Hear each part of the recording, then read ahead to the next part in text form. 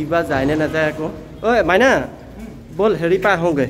made advance clinic যাবি তাত কি আছে তই গ'লে গম পাবি আজি এখন ফ্ৰী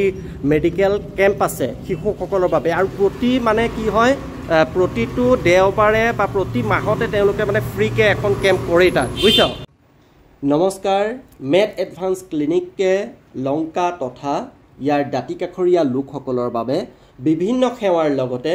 মাজে মাজে বিনামূলীয়া চিকিৎসা শিবিৰ আগবঢ়াই আহিছে বলক ভিতৰলৈ সোমাই যাওঁ আৰু ভিতৰৰ সামগ্ৰিক পৰিৱেশটো আপোনালোকক দেখুৱাম প্ৰায় 16 জন ডক্টৰ ইয়াতে বহে তেওঁলোকে ইয়াতে চেম্বাৰ তেওঁলোকৰ ধুনীয়াকৈ কৰি দিয়া হৈছে বিভিন্ন বিভাগৰ ENTকে আদি কৰি অৰ্থপেডিক্সকে আদি কৰি ইউৰোলজিষ্ট বা ইত্যাদি মই আপোনালোকক গোটেই লিষ্টখন দি দিম তেনেকুৱা 16টা বিভাগৰ তেওঁলোকে ডক্টৰসমূহ ইয়াতে আপোনালোকে আহিলে পাই যাব আৰু বলক মই আপোনালোকক দেখাওঁ আৰু বিভিন্ন ধৰণৰ যিখিনি সুবিধা আছে সেই সুবিধাবোৰ কি আছে ইয়াত মই আপোনালোকক আগতে কৈছিলোঁৱে যে আল্ট্ৰাছাউণ্ডৰ ইয়াত সুব্যৱস্থা কৰা হৈছে আল্ট্ৰাছাউণ্ড ইয়াতে আপোনালোকে কৰিব পাৰিব আল্ট্ৰাছাউণ্ডৰ কাৰণে আৰু বেলেগ জেগালৈ যাব নালাগে ইয়াতে সুন্দৰভাৱে আপোনালোকে আল্ট্ৰাছাউণ্ড কৰিব পাৰিব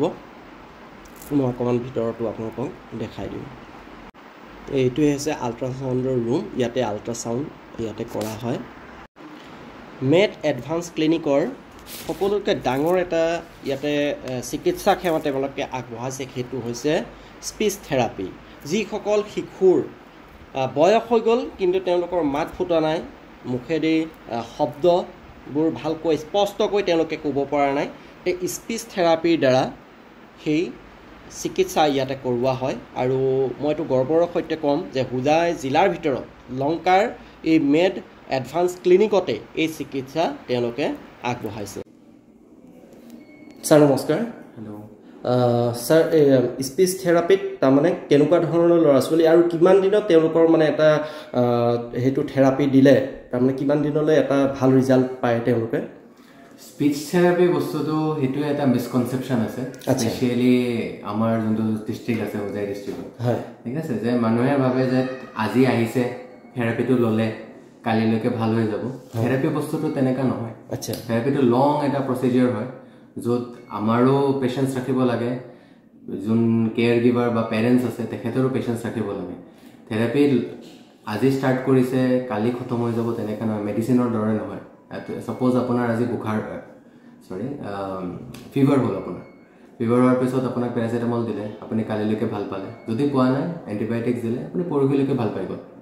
থেৰাপিটো তেনেকুৱা নহয় এইটো 1 মাহ 1.5 মাহ 2 মাহ আৰু বাচ্চা বহুত ভেৰি কৰে এটা বাচ্চা আহিছে উইথ চিম্পল ডিলেড স্পীচ মানে কথা কোৱাত প্ৰব্লেম আছে তাৰ কথা নকয় 3 বছৰৰ এটা বাচ্চা আহিছে কথা নকয় ঠিক আছে তাৰ কি জানো 6 মাহ লাগিব পাৰে আহি যায় সেম 3 বছৰৰ এটা বাচ্চা আহিছে তাৰ IQ কম আছে বুদ্ধিটো কম আছে সেইটো বাচ্চাৰে 6 মাহৰ জায়গাত 1.5 বছৰ 2 বছৰ লাগি যাব পাৰে এটা ডিপেন্ড কৰে বাচ্চাৰ ওপৰত আৰু পেৰেন্টছে কিমান এফৰ্ট দিছে আছে হেটোৰ ওপৰত ইমপ্ৰুভমেন্ট মই এজ এ স্পীচ থেৰাপিষ্ট মই পেৰেন্টছক গাইড কৰি দিব পাৰিম যে আপুনি এইটো বস্তু আপুনি কৰিব লাগিব কাৰণ বাচ্চাটো 24 ঘণ্টাৰ পিছত হাফ এন আৱাৰৰ মই এটা সেশন এটা লওঁ বাকি 23 ঘণ্টা বাচ্চাটো পেৰেন্টছৰ লগতে থাকিব তো পেৰেন্টছে বাকি 23 ঘণ্টাটো কেনেকৈ ইউটিলাইজ কৰি আছে হেটোৰ ওপৰত ডিপেন্ড কৰি বাচ্চাটোৰ ইমপ্ৰুভমেন্ট হয় ঠিক আছে থ্যাংক ইউ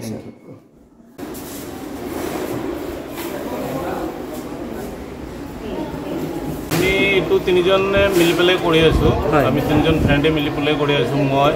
নাম সুমন চৌধুৰী সুমন দেৱনাথ আৰু ডক্টৰ অচিত আমি তিনিজনে মিলি পেলাই কৰি আছোঁ যে আমাৰ লংকাৰ ৰাইজৰ অকণমান সুবিধা দিব পাৰোঁ সুস্বাস্থ্যকৈ কৰি দিব পাৰোঁ সেইটো কাৰণে আমি যিমানখিনি পাৰি আছোঁ সিমানখিনি চেষ্টা চলাই আছোঁ কি হৈছে অসুখ হৈছে এতিয়া কেনেকুৱা পালে কেম্পত দেখাই ভালে পাইছে ডক্টৰগৰাকী কেনেকুৱা ভালে আছে ন গৰমৰ কাৰণে হৈছে নেকি ন তেনেকুৱা কি বুলি ক'লে ডক্টৰে এনে ফ্ৰী কেম্পত আহি আছে কেনেকুৱা পালে এনেকুৱা কেম্প লংকাত আৰু হ'ব লাগেনে হ'ব লাগে আৰু এতিয়া গৰম দিনত ধৰি লওক শিশুসকলৰ বিভিন্ন ধৰণৰ বেমাৰ হয় কেনেকুৱা ধৰণৰ ধৰি লওক সজাগ হৈ থাকিব লাগে ঘৰত গাৰ্জেনে কেনেকুৱা ধৰণৰ কেয়াৰ ল'ব লাগে বেছিভাগ শিশুৰ এতিয়া এই গৰমত আপোনাৰ ডায়েৰিয়া ইলনেছবোৰ বহুত হয় ডায়েৰিয়া লৈ বহুতে আহে ঠিক আছে তো সেইটোত আমি চাব লাগিব যে মানে কোনবোৰ ডায়েৰিয়াত আপুনি এণ্টিবায়'টিক ব্যৱহাৰ কৰিব লাগে আৰু কোনবোৰ ডায়েৰিয়াত আপুনি এণ্টিবায়'টিক ব্যৱহাৰ কৰিব নালাগে সেইটো জানিব লাগে দেন আপুনি জানিব লাগিব যে মানে গৰমত মানে ORSটো কেনেকৈ প্ৰিপেয়াৰ কৰিব লাগে বাচ্চাক কেনেকৈ মানে ডিহাইড্ৰেশ্যন পৰা বচাব লাগে ঘৰত হোম এভেইলেবল ফুডছ মানে ঘৰত কি এনেকুৱা মানে পানীয়া বস্তু আমি দিব পাৰোঁ সেইবোৰ জানিব লাগিব ঠিক আছে নেক্সট আপোনাৰ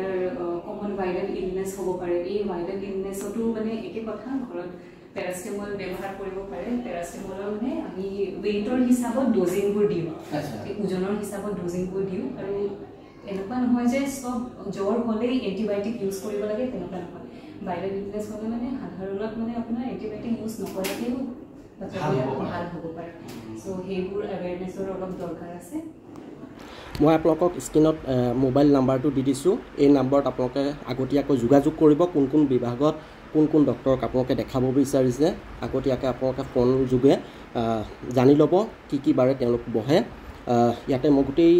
চাৰ্টখন দি দিছোঁ কোন ডক্টৰ আহে কোন বিভাগৰ গোটেইখিনি দি দিছোঁ আপোনালোকে ইয়াতে যোগাযোগ কৰিলে এই নম্বৰতে যোগাযোগ কৰিলে আপোনালোকে সবিশেষ গম পাব আজি ভিডিঅ'টো ইমানতে শেষ কৰিছোঁ আকৌ আহিম এটা নতুন ভিডিঅ'লৈ ধন্যবাদ